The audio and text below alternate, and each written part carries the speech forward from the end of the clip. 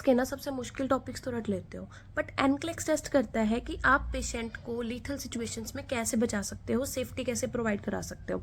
तो उसमें से एक इम्पोर्टेंट टॉपिक आता है हमारा इलेक्ट्रोलाइट्स, जिसमें कि आता है हमारा सबसे इम्पोर्टेंट, जिसमें से सबसे ज़्यादा क्वेश्चन पूछा जाता है, वो है potassium. So let's talk about it. So potassium की नॉर्मल वैल्यू हमेशा रट के रखनी है, दैट इज 3.5 से 5 तक होती है। अब आपको जैसे ही पता चलता है कि पेशेंट का पोटेशियम गड़बड़ है, सबसे पहले आपने पेशेंट को कार्डियक मॉनिटरिंग पे डालना है, क्योंकि पेशेंट को इसके कारण अरिथमिया हो सकता है। अरिथमिया के कारण पेशेंट कार्डियक अरेस्ट में जा सकता है। तो कार्डियक मॉनिटर पे डालोगे पेशेंट को। फर्दर आप उसकी ईसीजी चेक करोगे। अगर उसकी टी वेव्स अब ऊपर जा रही है, पीक पे जा रही है, तो पेशेंट हाइपरकैलिमिक है। अगर पेशेंट की टी वेव इन्वर्ट हो रही है तो पेशेंट हाइपोकैलिमिक है। अब अगर पेशेंट हाइपोकैलिमिक है तो इसमें आपको पोटेशियम आईवी देना होता है पेशेंट को, बट इसमें एक चीज इंपॉर्टेंट होती है कि हमेशा इसको स्लोली देना होता है, रैपिडली नहीं देना होता है, और डाइल्यूट करके देना होता है इन्फ्यूजन के थ्रू। अगर आप इसको रैपिडली दे दोगे तो पेशेंट की वेन रप्चर हो सकती है।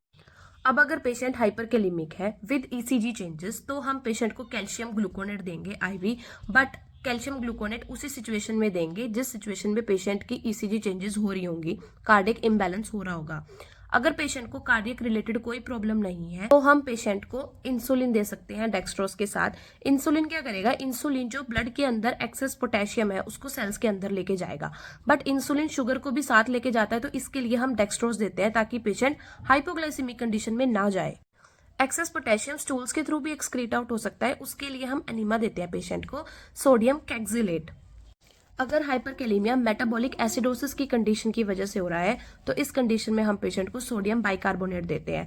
मेटाबॉलिक एसिडोसिस में सेल्स रप्चर हो जाते हैं, तो सेल्स के अंदर जो पोटेशियम होता है वो ब्लड स्ट्रीम के अंदर आ जाता है, जिसके कारण हाई पोटेशियम हो जाता है पेशेंट। अगर पेशेंट पोटेशियम स्पेयरिंग डायूरेटिक्स पे है और उसका पोटेशियम लेवल इंक्रीज्ड है, तो आप सबसे पहले उसकी पोटेशियम स्पेयरिंग ड्रग्स को विद होल्ड करोगे, और इसमें सबसे ज्यादा फेमस ड्रग है स्पाइरोनोलेक्टोन।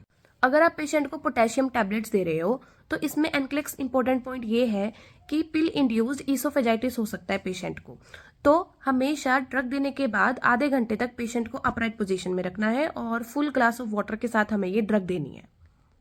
सो in the next video we will talk about calcium imbalance. Make sure to hit the follow button. Till then bye.